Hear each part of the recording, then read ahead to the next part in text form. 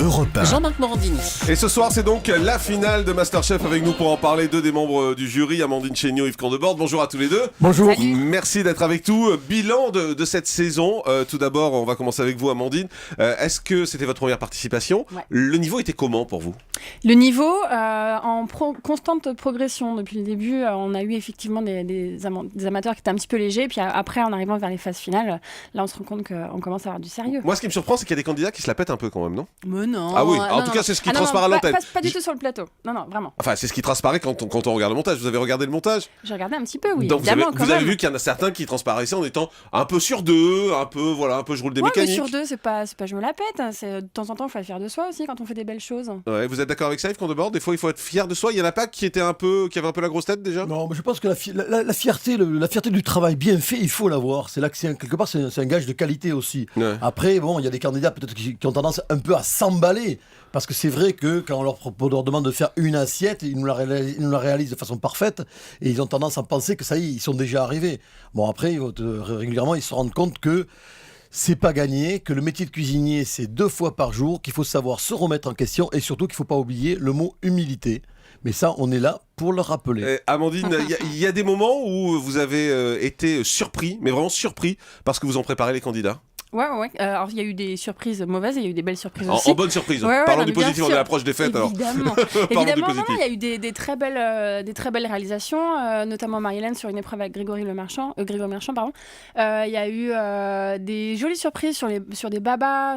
Mais souvent, c'est juste une petite touche. Ça va être une très belle sauce. Ça va être une association complètement incongrue, mais qui finalement marche bien. Enfin, c'est des touches comme ça. Yves Candebord, vous êtes allé quand même cuisiner dans des endroits assez incroyables. Vous êtes allé en Guadeloupe, en Thaïlande, le centre d'entraînement des Bleus à Clairefontaine, le bassin d'Arcachon, la Camargue. Ça sert vraiment à quelque chose de sortir comme Oui. ça et d'aller dans ces lieux où c'est juste pour faire de l'image et pour faire du show? Non, mais après, bon, je vais pas vous dire que c'est pas pour faire de l'image non plus. Il faut reconnaître, c'est la télé, donc obligatoirement, il y a aussi le côté image. Mais après aussi, c'est intéressant, c'est justement aller amener les candidats sur le terrain, aller voir dans des lieux où il y a une gastronomie différente, où il y a une philosophie différente, aller au contact des producteurs. Moi, j'adorais le passage sur la Thaïlande, par exemple. la Thaïlande, Ça c'est c'était magique. génial. Et je peux vous Génial, assurer, ouais. même moi qui suis quand même qui ai un peu voyagé, Ouais. quand je suis rentré à 4h du matin sur ce marché qui est ouvert 24/24, surtout un marché très très populaire avec tous ces produits étalés par terre.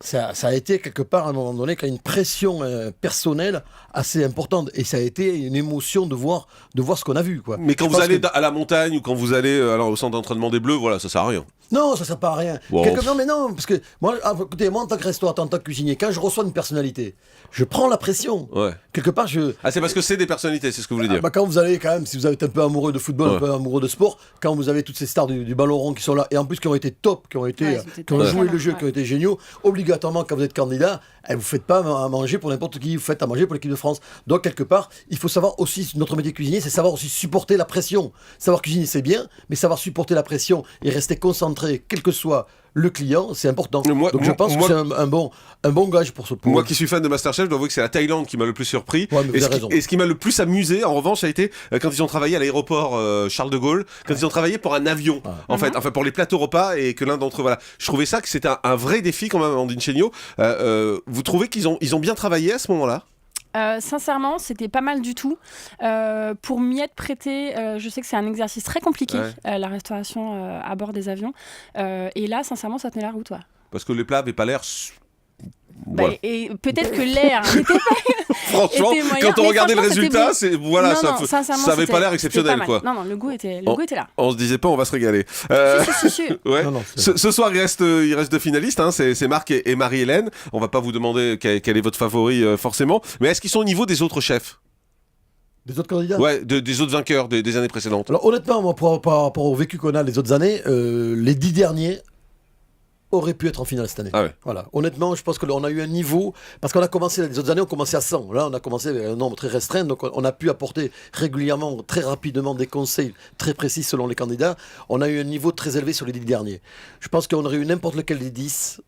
Il méritait les 10. Mais bon, après Marie-Hélène, je pense qu'elle a ayé parce qu'elle a une forme de régularité. Marie-Hélène, elle a toujours fait son job. Il n'y a jamais eu, je dirais, de grands éclairs ni de grandes catastrophes. Et il y a Marc, le mental aussi. il y a le mental, de régularité à Marie-Hélène. Et Marc, je pense que c'est le candidat peut-être qui a le plus envie d'y arriver depuis le début. Je pense que Marc, il avait une farouche volonté de gagner. Donc je pense que c'est logique tous les deux qu'ils soient là. Amandine, vous renseignez pour la prochaine saison ?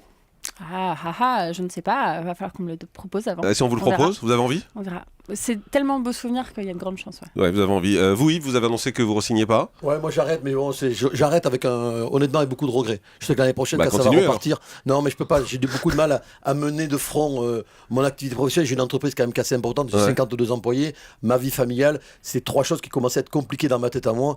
Donc je préférais dire, je préfère arrêter Masterchef parce que ma famille, je veux pas la quitter et mon entreprise non plus. Mais je sais que l'année prochaine, quand ça va démarrer, j'aurai la larme à l'œil et je vais appeler mes petits camarades. Il y aura une prochaine saison de toute façon. Ah oui, je pense bien, oui.